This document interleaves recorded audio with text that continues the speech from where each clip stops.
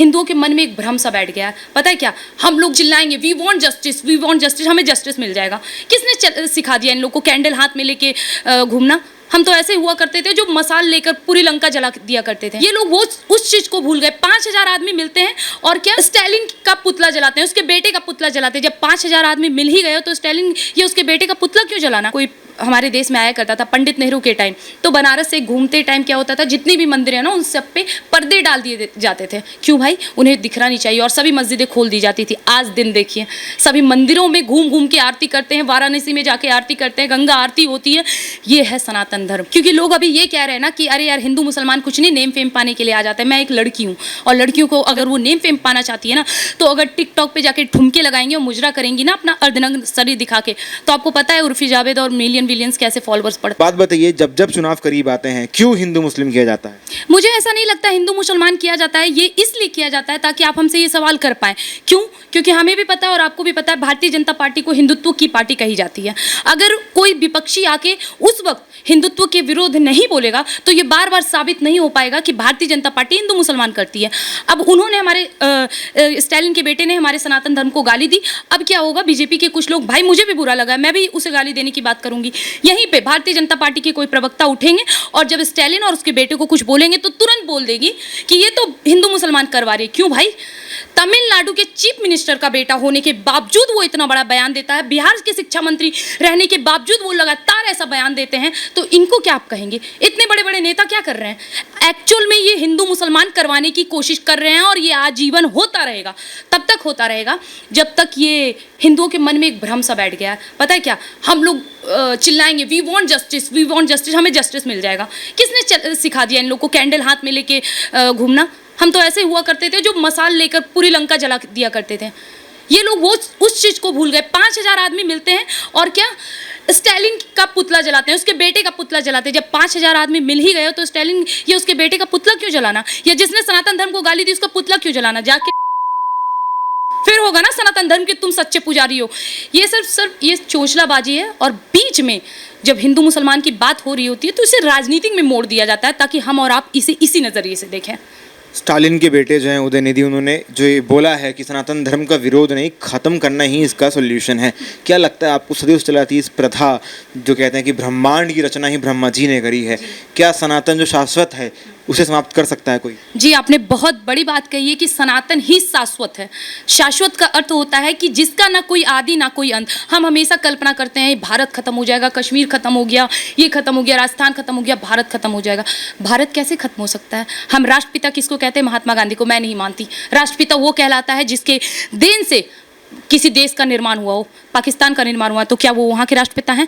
मैं भारत का राष्ट्रपिता किसी को भी नहीं मानती, क्योंकि इसका ना आदि ना अंत। किसी को नहीं पता है कि भारत कब बना था। किसने आके बोल दिया वास्को डी गामा आया था? अरे हटो, ये सब कुछ नहीं है सर, ये सब सिर्फ चोचलाबाजी। और रही बात सनातन धर्म की, तो ये कल्पना तो कभी किसी ने की नहीं, और जो करते हैं वो खत्म हो जाते हैं। पर ना ये भारत खत्म होगा और ना सनातन धर्म खत्म होगा, और ना सिर्फ भारत में बल्कि विश्व में अभी सनातन धर्म का डंका किस तरह बोल रहा है वो आपको समझ में आ गया होगा। ऋषि शुनक दिल्ली आए हैं लेकिन जामा मस्जिद नहीं गए। कहाँ गए हैं? अक्षरधाम। ये है सनातन धर्म की निशानी कि ये जिस तरह, मैं आपको एक और बात बता दूं, जब बनारस जब कोई हमारे देश में आया करता था पंडित नेहरू के टाइम, तो बनारस से घूमते टाइम क्या होता था, जितनी भी मंदिर है ना उन सब पे पर्दे डाल दिए जाते थे। क्यों भाई? उन्हें दिखना नहीं चाहिए। और सभी मस्जिदें खोल दी जाती थी। आज दिन देखिए, सभी मंदिरों में घूम घूम के आरती करते हैं, वाराणसी में जाके आरती करते हैं, गंगा आरती होती है। ये है सनातन धर्म जिसका ना कोई आदि ना कोई अंत, क्योंकि ना जल हमारे गंगा को कोई सुखा पाया है, ना पर्वत को कोई तोड़ पाया है। और ये है हमारे सनातन धर्म की निशानी जिसे हम सदियों से पूछते आ रहे हैं। बात बताइए, जो 24 के चुनाव करीब आ रहे हैं, चुनावों में धर्म को लेके आना, और क्या लगता है आपको कि जो थोड़े बहुत वोट अब विपक्षियों को मिलते, मतलब महागठबंधन को मिलते, क्या वो कहीं ना कहीं वोट बैंक खिसकेगा वापस बीजेपी की तरफ?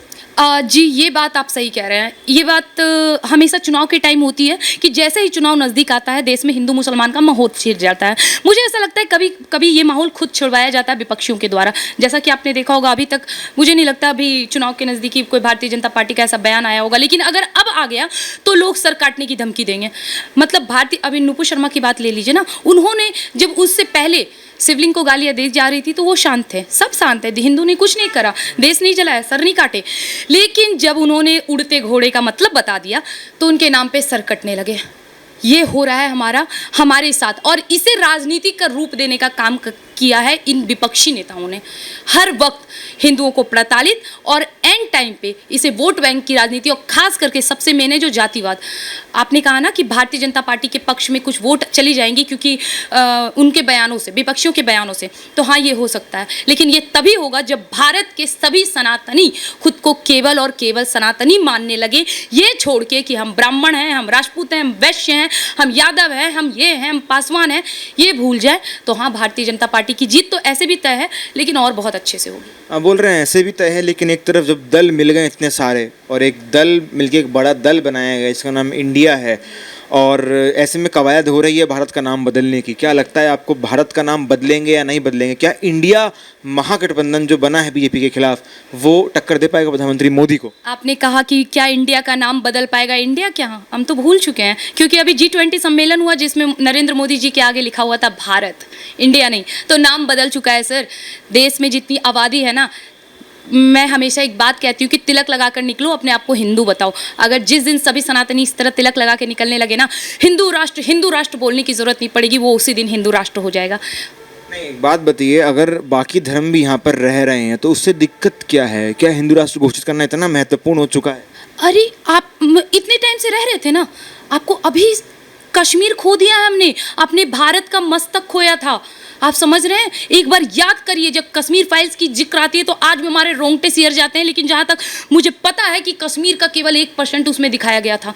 तो सोचिए हमारे साथ कैसे क्या हो रहा होगा। धीरे धीरे करके हम अपने देश के सभी राज्यों को खोते जा रहे थे, और क्या, अभी तो हम घुस के बदला ले लिया करते हैं ना, भूल गए क्या उस टाइम क्या होता था हमारे सैनिकों की? तो कश्मीर जो बटा, जो गया वापस, कहीं ना कहीं किसका परिणाम था? ऑब्वियसली ये बात छुपने की जरूरत नहीं है, स्टूडेंट है, हमें बहुत अच्छे से पता है कि आज हमारे देश में जितने भी खराब माहौल छिड़े हैं कश्मीर से रिलेटेड या आतंकवादी ये जो आज हमारे देश में हो रहे हैं, उन सब के जिम्मेदार गांधी परिवार है। गांधी परिवार की आप बात कर रहे हैं, लेकिन गांधी परिवार के युवराज 54 साल के युवा नेता राहुल गांधी ये बोलते हैं कि जो कश्मीर का हुआ वो हुआ, लेकिन अब प्रधानमंत्री मोदी की सरकार 9 सालों में चीन को अपनी ज़मीन दे रही है। लेह लद्दाख की बात करें, अरुणाचल की बात करें, क्या कहेंगे इस पर आप? देखिए, एक होता है ना आरोप लगाना, आप लेह लद्दाख की बात कर रहे हैं, लद्दाख के एक सांसद है, उनका मुझे बयान याद नहीं आ रहा है, उन्होंने भी सेम कहा था कि भाई ये जो अभी हो रहा है ना सिस्टम, वहाँ के MP थे और मोदी जी का समर्थन कर रहे थे, ज़्यादा कुछ नहीं होगा लेह लद्दाख मिलने से, केवल 2 परिवारों की रोटियां खत्म हो जाएंगी। इस मामले को समझ नहीं, लेह लद्दाख कश्मीर का हिस्सा है, मतलब हमारे भारत का हिस्सा है, वो चीन को दे रहे हैं, राहुल गांधी से आरोप लगा रहे हैं। तो आरोप लगाने दीजिए ना, उन्होंने ऐसे बहुत सारे आरोप लगाए, लेकिन उनके आरोप तो सिद्ध हैं कि उनके दादाओं ने क्या क्या करके गए हैं। देखिए सर, उनको जीतना है, वो विपक्षी हैं, वो हर एक चीज के लिए आरोप लगाएंगे, आप आरोप को सिद्ध करिए ना। उन्होंने तो अविस्तार प्रस्ताव भी रखा था कि प्रधानमंत्री को हटा दो, हटे क्या? आरोप लगाने का काम है, लगाने दीजिए। 24 के चुनाव में क्या लगता है, तीसरी बार हैट्रिक लगाएंगे PM मोदी? जी बिल्कुल बिल्कुल बिल्कुल। किस बेस पर लगाएंगे? किस बेस पे लगाएंगे? 70 साल से हम किस बेस पे एक ही परिवार को चुनते जा रहे थे, बेस था। आज हमारे पास बहुत से ऐसे बेस हैं, A to Z ऐसे। आप उस बेस की बात कर रहे हैं, लेकिन जब देश आज़ाद हुआ तो कांग्रेस के हाथ में देश दिया गया, फिर रिफॉर्म्स आए, इकोनॉमिक रिफॉर्म आए, बहुत सारी तरह की क्रांतियां देश में हुई, टेलीविज़न कांग्रेस के समय पर आया भारत में, तमाम टेक्नोलॉजीज भारत के समय, कांग्रेस के समय में, चंद्रयान 1 कांग्रेस के समय में गया। कुछ उपलब्धि नहीं मानती उस 60 साल? बिल्कुल, जो हमारे देश हित के लिए, मैं उसको बिल्कुल उपलब्धि मानती हूँ, लेकिन जितना होना चाहिए उतना हुआ। आप एक बार देखिए, आप फिर से घूम के आ गए, आपने स्टार्टिंग करी थी हिंदू मुसलमान से, सच्चाई बताइए आपकी क्या हुआ है हमारे देश में? मंदिरें टूटी, रोका किसी ने?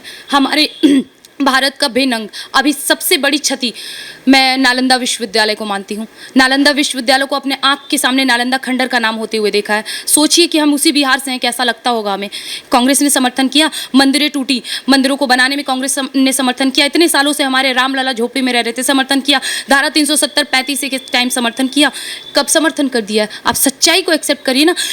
हाँ, हमारे देश के लिए किया, देश में ये लाया, देश में ये सुधार किया, ठीक है, वो किया, लेकिन अब जो हो रहा है उससे बेहतर हो रहा है, तो हम इस बेहतर को चुनेंगे। HIV एड्स कहने से, कुष्ठ रोग कहने से क्या सनातन धर्म पर कोई फर्क पड़ेगा? सनातन ने क्या एक होके फिर मोदी को लाएंगे वापस? देखिए, अब यही मानना पड़ेगा कि हाँ, अब तो एक होना पड़ेगा, क्योंकि जिस तरह आए दिन हमारे सनातन धर्म को गालियां भी पड़ रही हैं, अब अगर एक नहीं हुए तो हमारा पूर्ण रूप से बहिष्कार और कटना तय हो जाएगा, जो हम नहीं चाहते हैं। कटना तय हो जाएगा किस रेफरेंस में बोल रहे हैं? कश्मीर में क्या हुआ था? कश्मीर के लोग ये सोच रहे थे कि ये कश्मीर हमारा है, यहाँ से कुछ नहीं होगा, हम भारत में रह रहे हैं। और मैं आपको सबसे एक अहम बात बता दूं कि मैंने इस टॉपिक को क्यों करा, क्योंकि लोग अभी ये कह रहे हैं ना कि अरे यार, हिंदू मुसलमान कुछ नहीं, नेम फेम पाने के लिए आ जाते हैं। मैं एक लड़की हूँ और लड़कियों को अगर नेम फेम पाने का मन करता है ना, या अगर वो नेम फेम पाना चाहती है ना, तो अगर टिकटॉक पे जाके ठुमके लगाएंगी और मुजरा करेंगी ना अपना अर्धनग्न शरीर दिखा के, तो आपको पता है उर्फी जावेद और मिलियंस कैसे फॉलोअर्स पढ़ते हैं। लेकिन अपने सनातन धर्म के प्रचार के लिए अपने जान को अपने हाथ पर लेके जिस दिन मेरे जैसे हर एक व्यक्ति, हर एक लड़कियां निकलने लगेंगी, उस दिन समझ जाइए सब कुछ सही है। बहुत बहुत धन्यवाद।